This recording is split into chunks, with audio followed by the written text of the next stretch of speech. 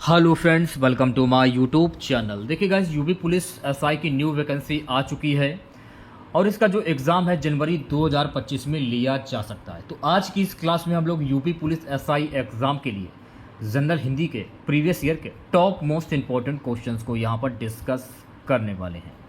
तो वीडियो काफ़ी इंपॉर्टेंट है आप लोगों के लिए, तो इस वीडियो को पूरा ज़रूर देखिए।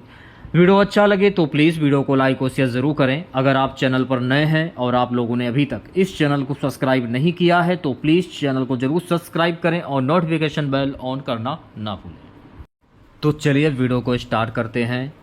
खुद से प्रयास कीजिएगा इन सभी क्वेश्चंस के आंसर देने का 2 से 3 सेकंड के बाद मैं आंसर क्लियर कर दूंगा। पहला क्वेश्चन क्या कह रहा है कि किस शब्द की वर्तनी सही है। अब देखिए, ऑप्शंस के हिसाब से अगर आप लोग देखोगे, ऑप्शंस के हिसाब से तो अंतर्राष्ट्रीय ऐसे लिखा जाता है और मेरे हिसाब से अंतर्राष्ट्रीय लिखने का जो तरीका है ना, वो ये रहा, अंतर्राष्ट्रीय। मेरे हिसाब से ऐसे लिखा जाएगा और आपके हिसाब से क्या ऐसे लिखा जाएगा, कमेंट बॉक्स में ज़रूर बताइएगा। अब दूसरा क्वेश्चन क्या है, 52 क्वेश्चन हमारा है कि किस देश में हिंदी भाषा का प्रयोग लिखने व बोलने में किया जाता है। ऑस्ट्रेलिया, दक्षिण अमेरिका, पाकिस्तान, मॉरिशस। किस देश में हिंदी भाषा का प्रयोग लिखने व बोलने में किया जाता है? मॉरिशस में किया जाता है। तो राइट आंसर की अगर मैं बात करूं तो डी ऑप्शन जो है इस क्वेश्चन का करेक्ट आंसर हो जाएगा। देखिए, मैं आप लोगों के सामने हिंदी के टोटल 50 क्वेश्चन डिस्कस कर रहा हूं और टारगेट मानकर चलेगा 45 क्वेश्चन का। 45 क्वेश्चन आप लोगों को सही करने हैं क्योंकि कंपटीशन बहुत ही ज़्यादा है, क्योंकि 20 लाख से ऊपर जो फॉर्म जो अभी तक पड़ चुका है, तो आप समझ सकते हो कि कितना कंपटीशन है। अगर आपका सपना वर्दी पाने का है और अगर आप लोग सोच रहे हो कि वर्ष 2026 में हमको वर्दी चाहिए और अपने माँ बाप का सपना पूरा करना है, तो उसके लिए आपको बहुत ही मेहनत करनी होगी। क्योंकि ये जो समय आप लोग देख रहे हैं, ये जो समय चल रहा है, ये समय बहुत ही ज़्यादा महत्वपूर्ण है। तो इस समय को बर्बाद बिल्कुल मत कीजिए। जो भी समय मिला है पढ़ने में लगाइए। 4 से 5 घंटे सुबह और 4 से 5 घंटे शाम को। अगर आप 10 घंटे नहीं दे सकते तो कम से कम 6 घंटे तो दे ही सकते हो पढ़ाई में भाई। तो पढ़ाई कीजिए अच्छे से, क्योंकि ये जो समय है ये गोल्डन समय आप लोगों के लिए है। इसे ऐसे ही बर्बाद मत कीजिए। अगर आपका सपना पुलिस में जाने का है और आप यूपीएसआई बनना चाहते हो तो भाई मेहनत कीजिए। सबसे अच्छी जॉब होती, मस्त जॉब होती यूपीएसआई की, तो मेहनत कीजिए, सपना आपका साकार जरूर होगा। अगला क्वेश्चन क्या है, अगला क्वेश्चन हमारा है कि उत्कंठा का पर्यायवाची शब्द क्या होता है। लालसा, उत्पन्न, उत्प्रेक्षा या उलाहना। उत्कंठा का पर्यायवाची शब्द क्या होता है? उत्कंठा का पर्यायवाची शब्द होता है मेरे प्यारे बच्चों लालसा। तो 53 क्वेश्चंस की अगर मैं बात करूं तो ऑप्शन नंबर ए जो है इस क्वेश्चंस का करेक्ट आंसर हो जाएगा। अगला क्वेश्चन क्या, उहा पो का पर्यायवाची शब्द क्या होता है। निश्चित, असमंजस, अभिभूत या व्यग्रता। अब देखिए, विलोम शब्द हुए, पर्यायवाची शब्द हुए, मुहावरे हुए, इनके लिए कोई ट्रिक नहीं होती है। अगर आप प्रैक्टिस करोगे तभी ये आप लोगों के तैयार होंगे। तो प्रैक्टिस मैं आप लोगों को करा ही रहा हूं, तो प्रैक्टिस करते हैं। क्योंकि लास्ट वैकेंसी जो आप लोगों की आई थी, लास्ट अभी वैकेंसी बहुत सालों पहले आई थी।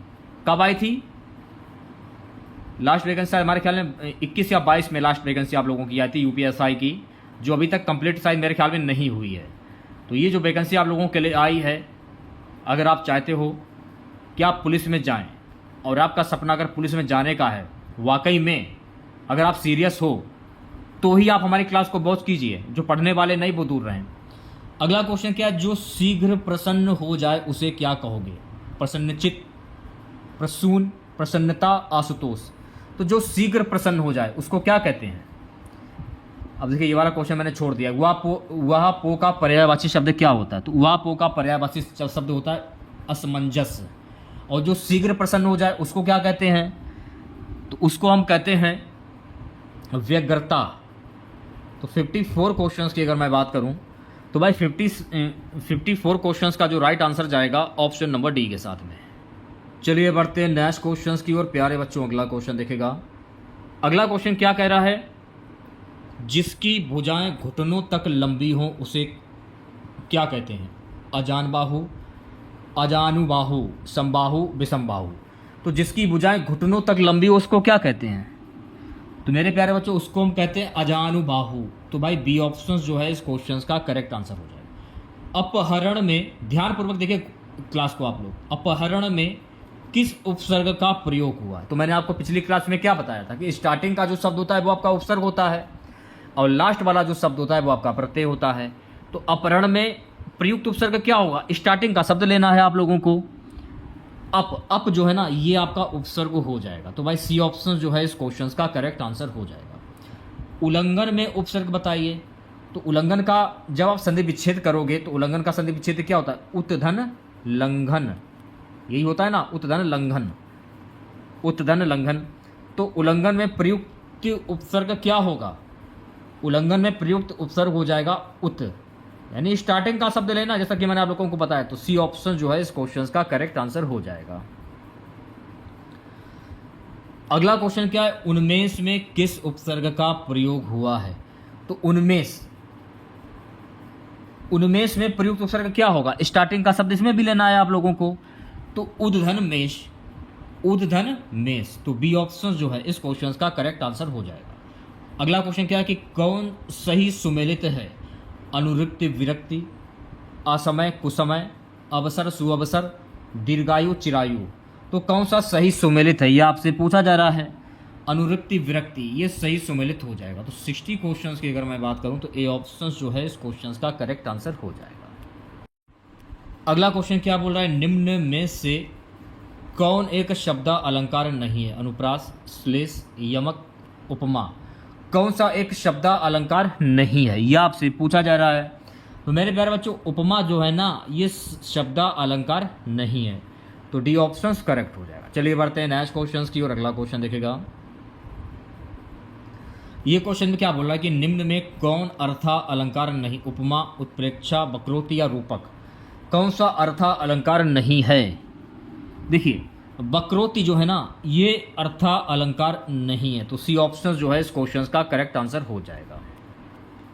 अच्छा अर्थालंकार होता क्या है, अब आपके मन में ये आ रहा होगा।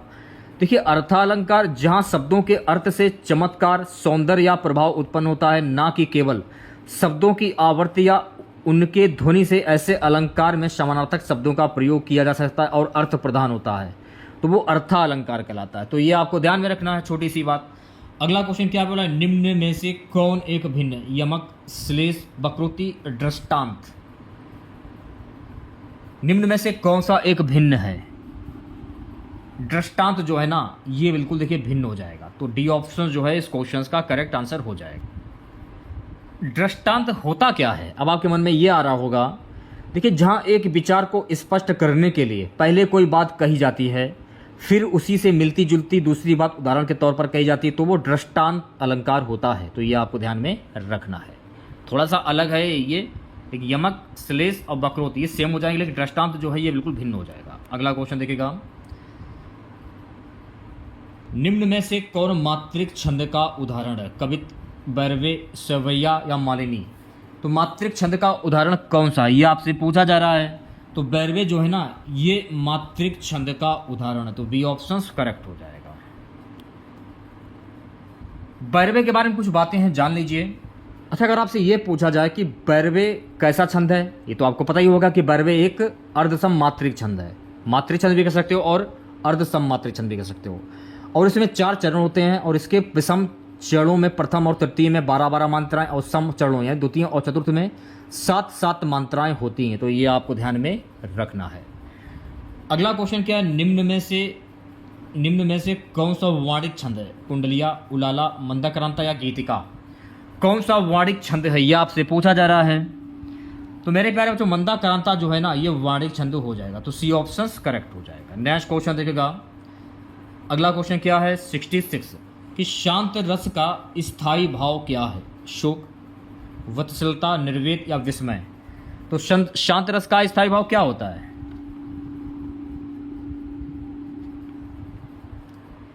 जल्दी से आंसर दीजिए सभी बच्चे। शांत रस का स्थायी भाव निर्वेद होता है। तो राइट आंसर की अगर मैं बात करूं तो सी ऑप्शन जो है इस क्वेश्चन का करेक्ट आंसर हो जाएगा। ओके। अच्छा अगर आप लोगों से ये पूछा जाए कि शोक का स्थायी भाव क्या होता है, तो शोक का स्थायी भाव करुण होता है। वत्सलता तो आपको मैंने बता दिया है। वत्सलता का स्थायी भाव क्या होता है, अनुराग होता है। इसमें भी कह सकते हो, अनुराग भी कह सकते हो, ठीक है, अनुराग या स्नेह।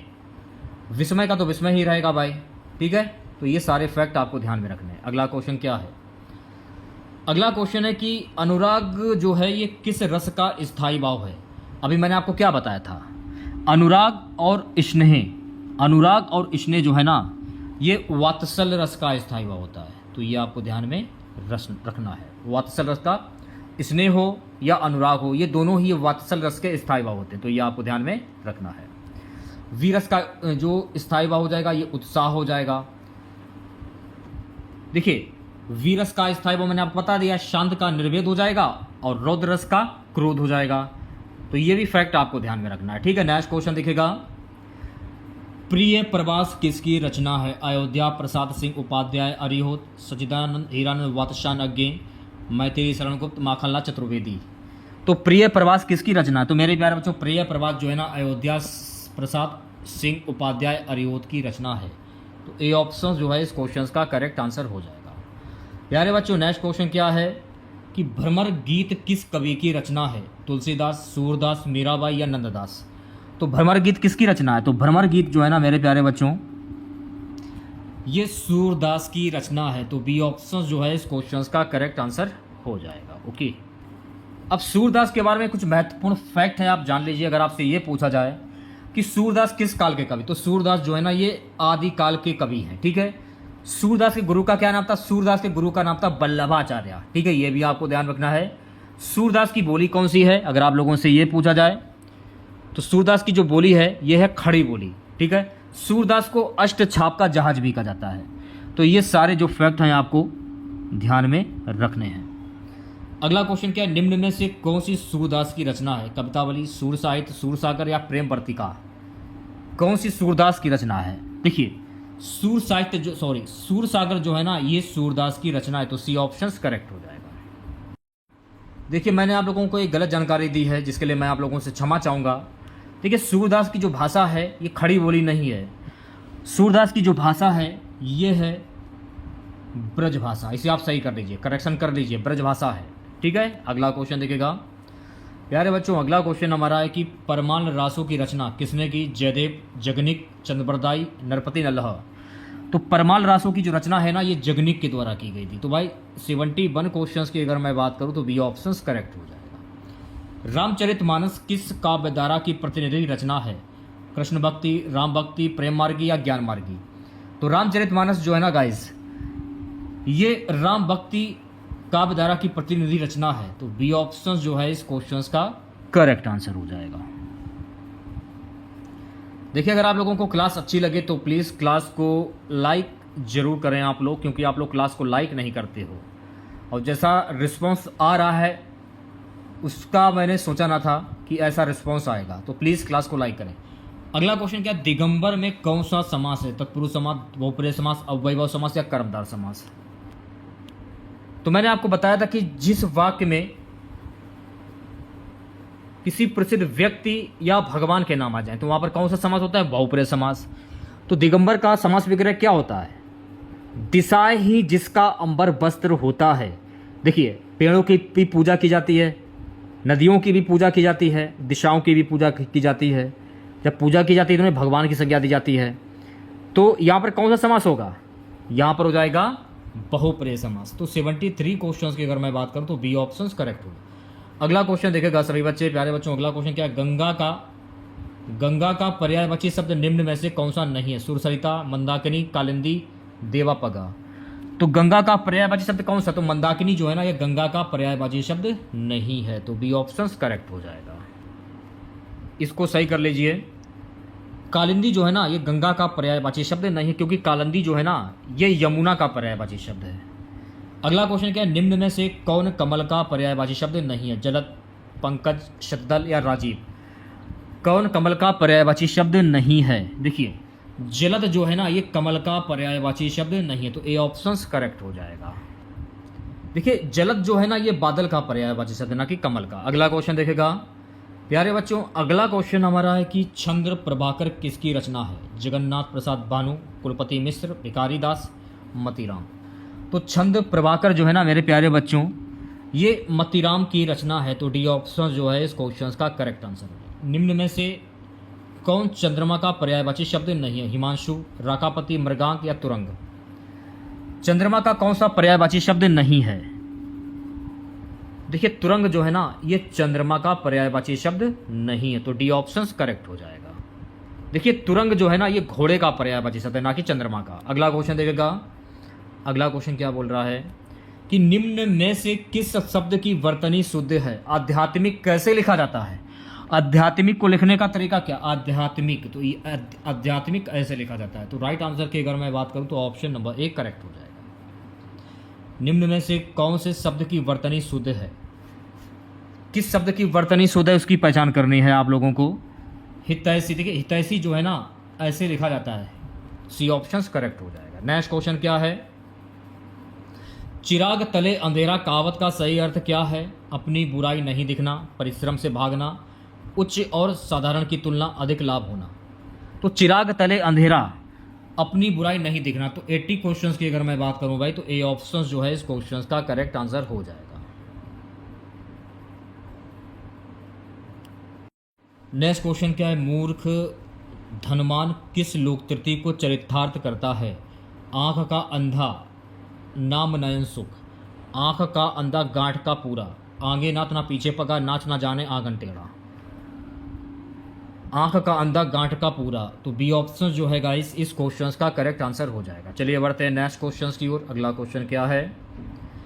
सबका अपनी अपनी मर्जी से काम करना किस लोकतृति का अर्थ है? अपनी डपली अपना राग, आप डूबे तो जग डूबा, खग जाने खग की ही भाषा, अकल बड़ी या भैंस। अब सबका अपनी अपनी मर्जी से काम करना किस लोकतृति का अर्थ है? अपनी डपली अपना राग, तो राइट आंसर की अगर मैं बात करूं तो ए ऑप्शन जो है गाइस इस क्वेश्चन का करेक्ट आंसर हो जाएगा। निम्न में से कौन सुमेलित नहीं है? अब देखिए कौन सा सुमेलित नहीं है उसकी पहचान करनी है आप लोगों को। स्वर्ण सोना, क्योंकि स्वर्ण नहीं होगा, ये स्वर्ण होगा, ठीक है ऐसे। तो भाई सी ऑप्शन जो है इस क्वेश्चन का करेक्ट आंसर हो जाएगा। प्रश्न संख्या 84 से 85, निम्नलिखित प्रत्येक वाक्य के नीचे 4 विकल्प दिए गए, उनमें कोई एक विकल्प उक्त वाक्य का शुद्ध रूप है, उसका चयन करना है आप लोगों को। क्या कह रहा है? अपने हाथ से स्वयं काम करो, इसका शुद्ध वाक्य क्या होगा? अपना काम स्वयं करो, ये इसका शुद्ध वाक्य हो जाएगा। तो ए ऑप्शन जो है इस क्वेश्चन का करेक्ट आंसर हो जाएगा। हमारे नाक में दम हो गई है, इसका शुद्ध वाक्य क्या होगा? इसको कैसे करोगे? हमारी नाक में दम हो गई है, ये इसका शुद्ध वाक्य हो जाएगा। तो ऑप्शन नंबर 1 करेक्ट हो जाएगा। अगला क्वेश्चन क्या है मेरे प्यारे बच्चों? अगला क्वेश्चन है कि दो टूक कहना किस मुहावरे का अर्थ है? स्पष्ट करना, झगड़ा करना, टुकड़े करना, कविता लिखना। तो दो टूक कहना, इसे क्या कहोगे? स्पष्ट करना। तो ए ऑप्शन जो है गाइस इस क्वेश्चन का करेक्ट आंसर हो जाएगा। निम्नलिखित में कौन सा शब्द शुद्ध? देखिए यहां पर आपको शुद्ध शब्द की पहचान करनी है। परिमाण, तो परिमाण कैसे लिखा जाता है? परिमाण को लिखने का जो तरीका है ना वो ये रहा, तो सी ऑप्शन करेक्ट हो जाएगा। अगला क्वेश्चन क्या है? जिसकी चिंता ना की जा सके के लिए एक शब्द क्या होगा? अचित्त, चिंतनशील, चिंतामणि, चैतन्य। तो जिसकी चिंता ना की जा सके उसे क्या कहते हैं? तो उसे हम अचित्त कहते हैं। तो 88 क्वेश्चंस की अगर मैं बात करूं भी, तो ए ऑप्शन जो है इस क्वेश्चंस का करेक्ट आंसर हो जाएगा। प्यारे बच्चों नेक्स्ट क्वेश्चन देखेगा, प्राकृतिक शब्द का विपरीत अर्थक शब्द क्या है? नैसर्गिक, कृत्रिम, बनावटी, स्वगरिक। तो प्राकृतिक शब्द का विपरीत अर्थक शब्द क्या होगा? यानी इसका उल्टा करना है, कृत्रिम हो जाएगा भाई। तो 89 क्वेश्चंस की अगर मैं बात करूं तो बी ऑप्शन जो है इस क्वेश्चंस का करेक्ट आंसर हो जाएगा। अगला क्वेश्चन क्या है? निम्नलिखित में से कौन सा शब्द पुल्लिंग है? मणि, चांदी, झील या मोती। तो देखिए यहां पर आपको पुल्लिंग शब्द की पहचान करनी है। तो मोती जो है ना, मोती, ये पुल्लिंग शब्द हो जाएगा। तो डी ऑप्शन करेक्ट हो जाएगा। अब देखिए इस क्वेश्चन में हमें थोड़ा सा डाउट लग रहा है। अब घनश्याम, जब आप इसका समास विग्रह करोगे, घन के समान श्याम, घन सा श्याम, वह श्री कृष्ण होगा। यानी इसमें कृष्ण जो है ये सांकेतिक अर्थ इंगित किए जाने के कारण ये बहुप्रिय समास होगा। तो ये भी मैंने आप लोगों को बताया कि जब किसी वाक्य में किसी प्रसिद्ध व्यक्ति या भगवान के नाम आ जाए तो कृष्ण को जो है भगवान की उपाधि दी गई है, इसलिए इसमें बहुप्रिय समास होना चाहिए। लेकिन ऑप्शंस में बहुप्रिय समास तो है ही नहीं। तो अगर आप इसका दोबारा समास विग्रह करोगे, जहां घन के समान श्याम, बादल सा जैसा काला का अर्थ होता है, इसमें भगवान श्री राम के लिए प्रयुक्त किया गया है। तो इसमें कर्मधार समास भी कहा जा सकता है। तो इसमें देखिए कंफ्यूज थोड़ा सा मैं खुद हो रहा हूँ, इसमें क्या बताऊँ। कर्मधार समास होगा, लेकिन इसमें बहुप्रिय समास ऑप्शंस में ही नहीं है। आप कमेंट बॉक्स में बताइएगा इसमें कौन सा समास होगा। ठीक है, अगला क्वेश्चन क्या है, भवन का सही संधि विच्छेद क्या होगा। इंपॉर्टेंट क्वेश्चन है, 5 स्टार लगा लीजिए भाई।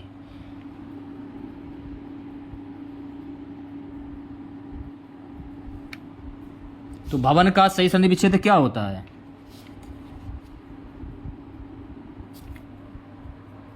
देखिए भवन का सही संधि विच्छेद होता है भो धन अन, तो ए ऑप्शंस करेक्ट हो जाएगा।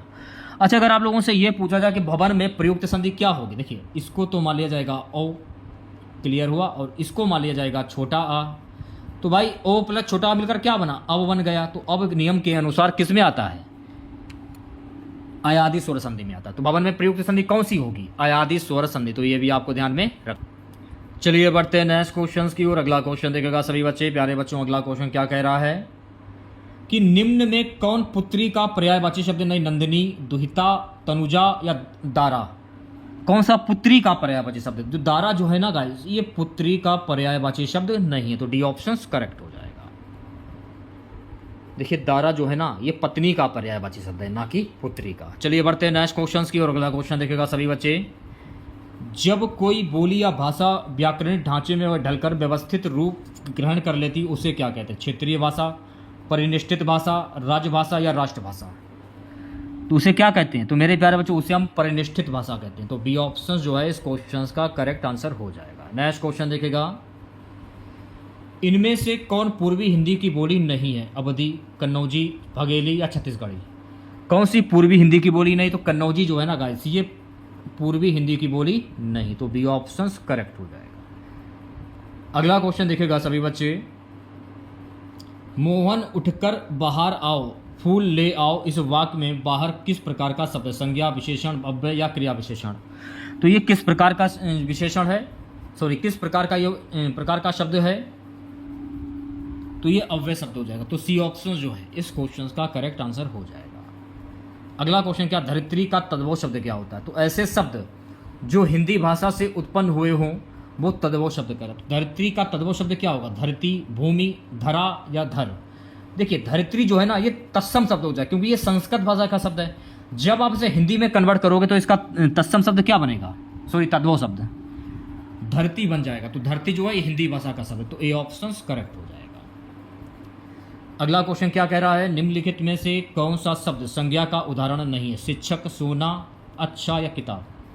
कौन सा शब्द संज्ञा का उदाहरण नहीं है, अच्छा जो है ना गाइस, ये संज्ञा का उदाहरण नहीं है। तो सी ऑप्शन करेक्ट हो जाएगा। तुलनात्मक विशेषण की दृष्टि से कौन उत्तमावस्था में नहीं है। तुलनात्मक विशेषण की दृष्टि से कौन उत्तमावस्था में नहीं, यह आपसे पूछा जा रहा है। तो शीलतम, तो डी ऑप्शन जो है इस क्वेश्चन का करेक्ट आंसर हो जाएगा। ऊ का उच्चारण स्थान क्या है भाई, ऊ का उच्चारण स्थान क्या होगा।